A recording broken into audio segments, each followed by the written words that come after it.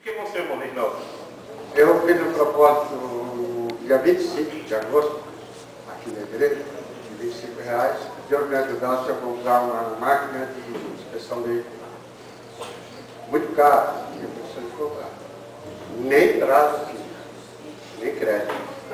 Depois que eu fiz a propósito, no dia 25, uma quarta. Peraí, só um minutinho. O senhor queria uma máquina de inspeção veicular. Tá. O senhor tem um também.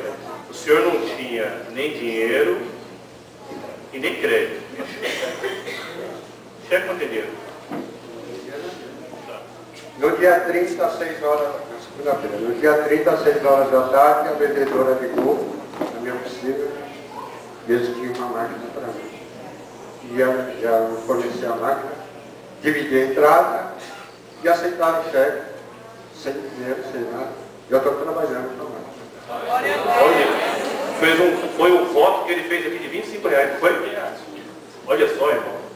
Glória a Deus. Aleluia, Pai. E daí eu escrevi o meu pedido. Deus vai ajudar você a comprar essa máquina. Precisava, porque sem equipamento você não trabalha.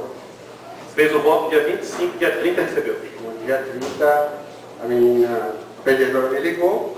E na terça-feira, às 8 horas da manhã, estava lá a máquina. Glória a Deus. Glória a Deus. Que maravilha, né, irmão? Glória a Deus. Você vê, quando a gente chama os irmãos para fazer voto na igreja, tem gente que fica com a cara dele do tamanho.